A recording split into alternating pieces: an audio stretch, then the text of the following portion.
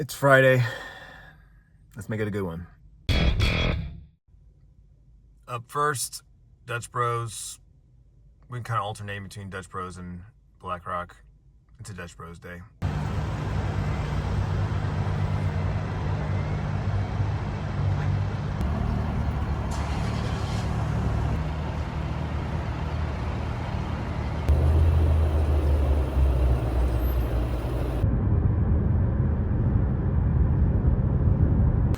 Shopping at Depot. It's a longer list of the two because we did Costco yesterday. I don't mind doing Depot, so here we are. Yeah! Anybody want some honey mustard? I do love some honey mustard, but not in my shoe! Take your shoe off. Shut up! Take your shoe off and string it out and then use that to wipe it all off. Damn it! Oh, fuck.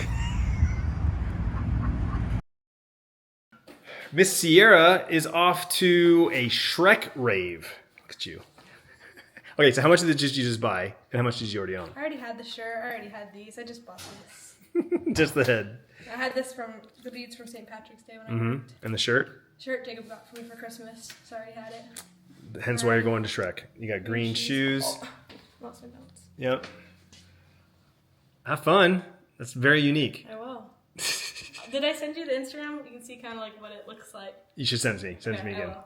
Home, wrapped up live stream, a little more Gray Zone, 3 hours, and it's 5:45 p.m. Bryce is home, Tiffany's home, and we're trying to figure out what plans are for dinner. Sierra went to a kind of a club meeting at her college. It's for like future teachers, right? Is that what it was? Future teachers. Anyway, they had pizza, and she brought a whole leftover pizza. So we're doing pizza tonight, courtesy of Sierra's teacher club. And she ended up winning. She got like 100% on like a Marvel test. She knew all the answers. Trivia, it was trivia, Marvel trivia. She got them all right. She knew them all. Then there's some other ones where she didn't know anything. So she was all hyped about it. I'm like, yeah, but that's the thing. Everyone has their thing that they're into, right? It's very rare for someone to know everything. Those people are on Jeopardy. Bryce, how was your day? You just fill us in on your grades, your schedule, and basketball. You got a new coach? Yeah. You're hyped? Mm-hmm. So dude that I knew from club. Your old club, yeah. He was like the club director, right? Director of it, yeah. Yeah. He coached like the younger team. Nice. But I'm looking forward to it. So you're looking forward to your senior year? Yeah, he was saying how like later in the year he wants to do like bowling and paintball for like a team bonding thing. So Smart. Did your old coach ever do that? no, No, he never did. never did anything else like school basketball, not even club. How was your day? That's good. It was good? It's Friday? Same old. Same old? Nothing special? No stories? Boring. And here's our pizza. Where were we? We were on the porch. Tiff and I were hanging out on the porch. Bryce went to basketball practice. It was a long one, and then he ended up hanging out with some friends afterwards. I guess Drake and Kendrick Lamar are dropping diss tracks, and so they're going back and forth, and Bryce and his friends are eating it up. In fact, he just left to go grab some food with another friend after taking a shower and whatnot. Tiff passed out hours ago, and it's Friday night. I try to stay up to watch some shows and movies, catch up on stuff online, but I've been up since 4 a.m., so I'm definitely dragging butt. I'm like feeling it. But real quick, I wanted to just mention something. I was putting my orders in, and I happened to catch between orders. I was looking at X, and I saw a post from my buddy Pool Shark, and he did a Magic the Gathering pack opening stream. And a lot of my friends and colleagues have done this. I've never actually sat and watched one. And this was his first one, I believe he said. This is his first time doing a pack opening stream, just kind of bullshitting on stream. So I was kind of intrigued, both A, just to see him in a different element, and also how he was going to do his pack opening. Long story short, he at one point is ready to open the packs, and he pulls up a list of the most valuable cards in this set and basically says, these are the cards that we're hunting for. These are the most valuable cards. The most valuable card in the set is $800. So imagine going and getting a lotto ticket, a scratcher's ticket, and winning the big prize, right? You grab a scratch ticket that's worth 10K and you scratch the right numbers and win 10K. That's essentially what this is. You buy a pack of cards, which I think a pack of cards costs like $5, and you could essentially pull $800. Like that's a reality. So anyway, he mentions this and he starts opening his packs, and there's a repetition to the packs. Like the first card's a token, the last card is potentially a mythic or a rare. There's so many foils, there's so many, like there's all of these layers to Magic cards, right? There's the inherent, like there's what the card is, like literally what is the card? It is this 5/5 creature with trample. It's this counter spell. It's whatever. Then there's the artwork, the literal artwork on the card by some amazing artist that just created something amazing on paper, right? Then there's the varieties of these cards, right? There's the foils, there's the alternative art, there's the stylized art or art from a specific artist. There are edge to edge art, there's special borders, there's all of these variations, and the variations have different rarity levels, right? And then lastly, you have the value of the card. You have cards that are worth hundreds of dollars. I opened a few packs up last year and I pulled $100 card. And the funny thing is, I pulled $100 card and I kind of just glossed over it. It was kind of like, oh wow, that's cool. I gotta remember to keep that one. Like it didn't really click for me. It's like, holy crap, I won the lotto. I won a scratcher's ticket. One of the things I've talked about over and over again is my lack of hobbies, right? And just when I think, this can be a hobby, I prove to myself that it's not.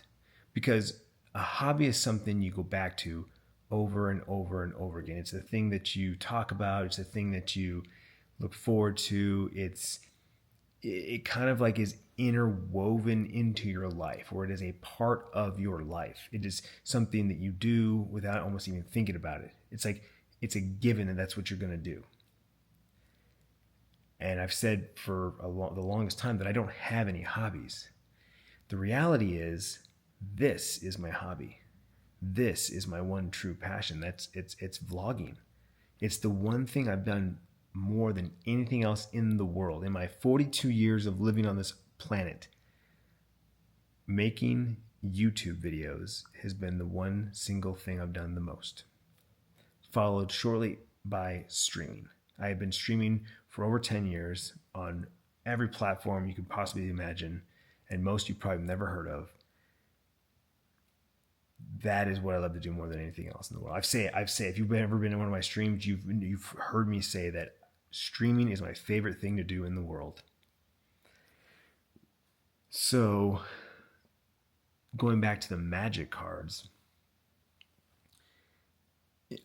when I stream and or do YouTube, I talk about these things, right? I talk about my houseplants. I do love my houseplants.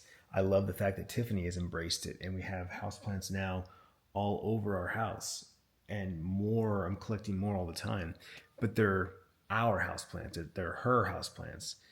I'm just, I'm an admirer. The Magic cards. I love playing the game on my iPad or on my PC. I don't play physical paper cards because I don't have the patience to build decks and or hunt for the cards, and two, I don't have any people to play with face to face. None of my actual real life friends play Magic that I can play with them face to face. Now, granted, all my streamer buddies all do it virtually via Spell Table, which is definitely something I can do, and even with some other friends that maybe even live in the state but not close, we could do this. But again, I only have a couple of pre-constructed decks. I don't actually have Magic cards and decks that I've built. However, after Pool Shark's stream today, I understand the appeal of cracking packs and doing these pack openings because you're hunting those rare cards. And if you're a collector, maybe you just want to collect cool looking cards.